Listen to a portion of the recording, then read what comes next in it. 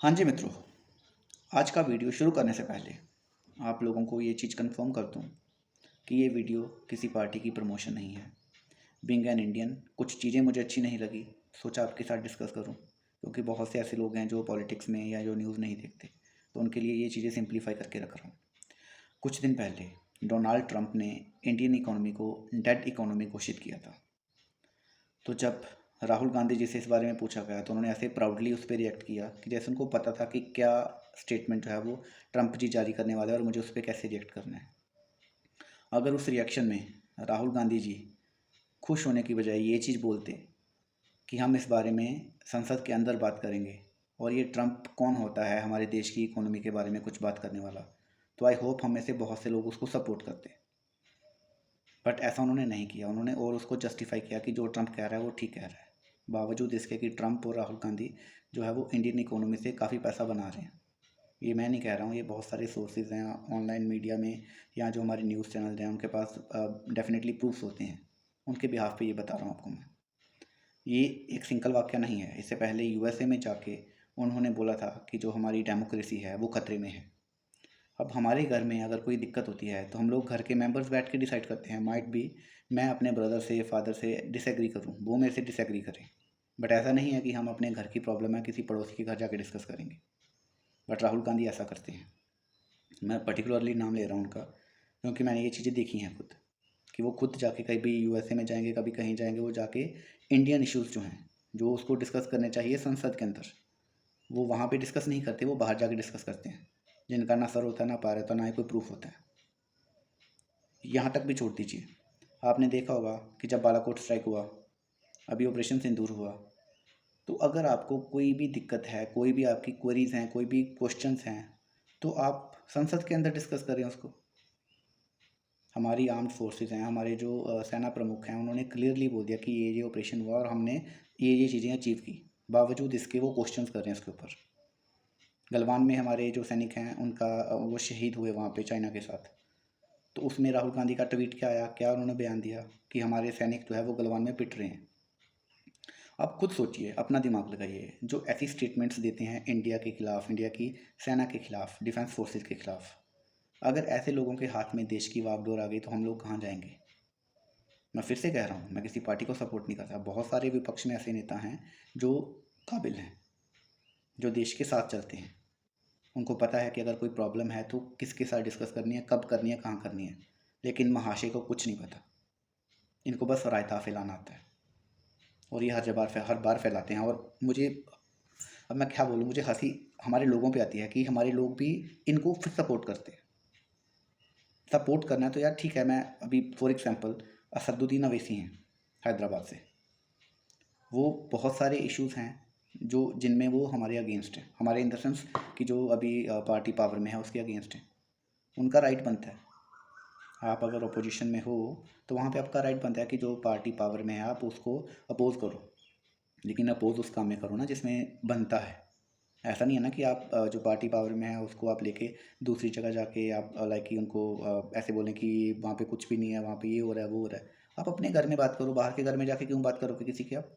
अभी ऑपरेशन संतूर के दौरान जो भी हमारे डेलीगेट्स गए आउट ऑफ इंडिया, अलग अलग कंट्रीज़ में गए, उसमें बहुत सारे कांग्रेस के नेता थे और पार्टी उसमें सभी पार्टीज़ के नेता थे।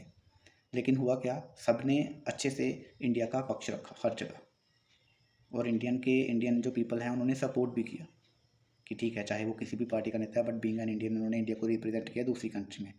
और जिसको हमने नेता प्रतिपक्ष बना दिया हमारी अपोजिशन पार्टीज़ ने, इवन कि उनसे 10 गुना बेटर लोग वहाँ पे अवेलेबल है, बट एक परिवार उसके पीछे पागलों की तरह, हमारे जो बाकी पार्टीज़ हैं वो भी।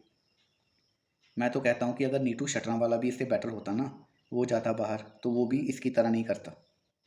मैं ये चीज़ें फ्रस्ट्रेशन में बोल रहा हूँ क्योंकि मुझे गुस्सा आ रहा है बीइंग एन इंडियन। ऐसा नहीं है कि मैं बीजेपी को सपोर्ट करता हूँ या मैं कांग्रेस को सपोर्ट नहीं करता। मैंने आपके सामने पॉइंट्स रखे, आप खुद देखिए कि ये बातें बाहर करने वाली होती हैं या घर पे करने वाली होती हैं।